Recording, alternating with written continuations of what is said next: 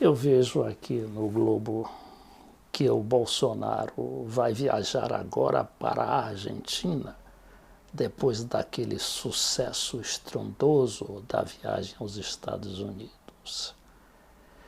E o que é que ele vai fazer na Argentina?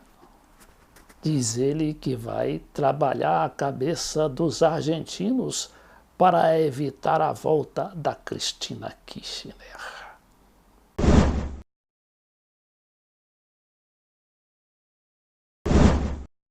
Às vezes eu me pergunto se o Bolsonaro nunca ouviu falar no peronismo, não é?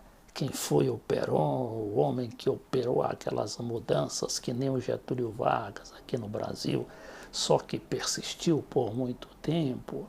Foi derrubado em 1955 por um golpe militar violento, sanguinolento, que matou mais de 300 pessoas em apenas um dos ataques que fizeram lá em Buenos Aires. Um desses ataques tinha um ônibus cheio de crianças, com 75 crianças, quase todas morreram. E por quê? Porque perseguiam o Perón. E por que perseguiam o Perón? Justamente porque o Perón adotava medidas de inclusão social, tal como fez a Cristina, o Néstor Kirchner e o Lula aqui no Brasil. Só que o Bolsonaro, com aquela cabeça cheia de neoliberalismo, pensa de outra maneira. Ele diz aqui, começando com a ameaça à Venezuela: pobre povo venezuelano está fugindo da violência. Mas não se esqueçam da nossa Argentina, que está indo para um caminho bastante complicado. Não podemos ter outra Venezuela no Cone Sul, com problemas estruturais em seu país. O meu amigo Maurício Macri enfrenta dificuldades e vê a possibilidade de uma presidente voltar ao poder.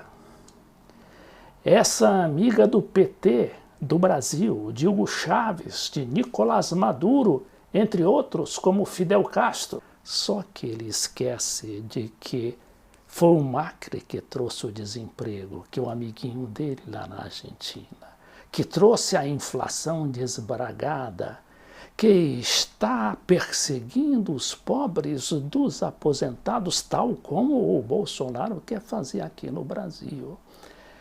E o que dizer da educação, da dignificação, da profissão de professor, que o Bolsonaro tanto persegue também aqui no Brasil.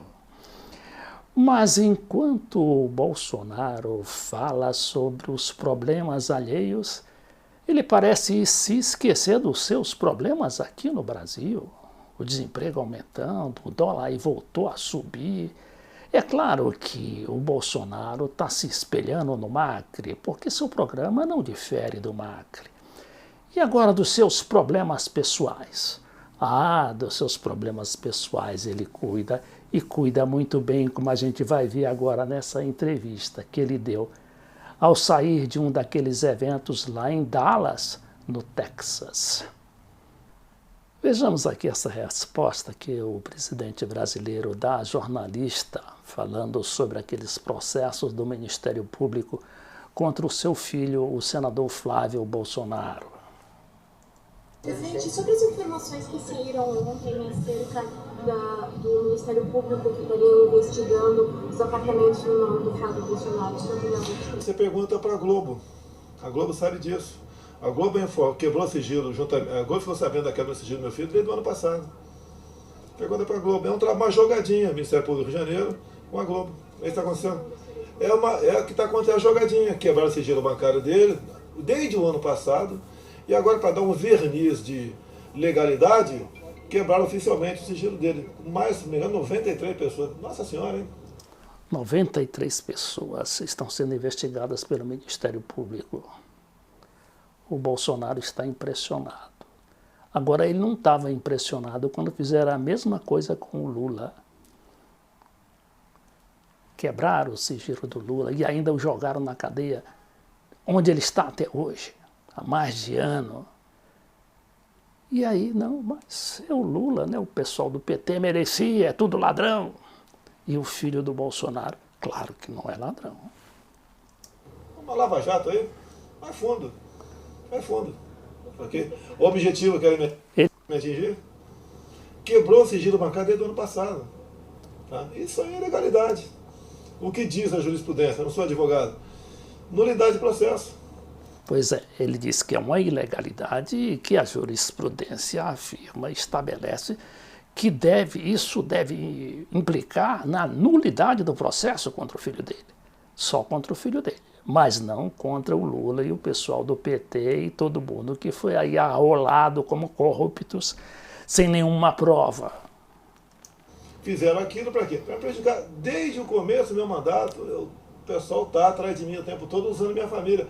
Quebraram o sigilo da segunda, de uma ex-companheira minha, que eu estou separado há 11 anos dela, que nunca foi empregado no gabinete do Flávio. Por que isso? Eu pergunto, por que isso? Qual a intenção disso? Pois é, da ex-mulher dele, uma senhora lá com quem ele viveu há mais de 11 anos. Só que ele não se lembra que mataram de raiva ou de perseguição a dona Marisa Letícia, a esposa do Lula. 93 pessoas. Eu não quero acusar outras pessoas de nada não, mas tá escandaloso esse negócio, né? É escandaloso, ok? Pois é, escandaloso para ele, mas não para os fatos passados envolvendo os oposicionistas, os inimigos que o Bolsonaro considera, não é? Ele não considera adversário, considera inimigos. Mas o Bolsonaro, mesmo assim, avisa que não será um presidente vaselina e diz que vai aguentar o tranco. Vamos ver até quando. Veja que nós não somos. É isso que querem? Querem um presidente vaselina para agradar todo mundo? Não vai ser eu. O que vai acontecer comigo? O povo que decida, pô. O parlamento decida. Eu vou fazer minha parte. Eu não vou sucumbir. Eu vou fazer o que falei durante toda a campanha. Vou viver como vivo dentro da minha casa, com prisão domiciliar, sem tornozeleira eletrônica. Falei isso trabalhando pelo Brasil. Agora, ontem, o que foi feito no Brasil ontem? Uma passeata, Lula livre. Agora ele fala sobre a passeata de ontem, né? Aquela estrondosa manifestação pública que houve, que ele diz ter sido manipulada pelas centrais sindicais, pelo PT. Só que a gente viu que a maioria daqueles participantes eram de estudantes, de professores, de familiares dos estudantes, sobretudo dos pais apavorados com essa política educacional que persegue o professor, que persegue o estudante e agora corta verbas das pesquisas.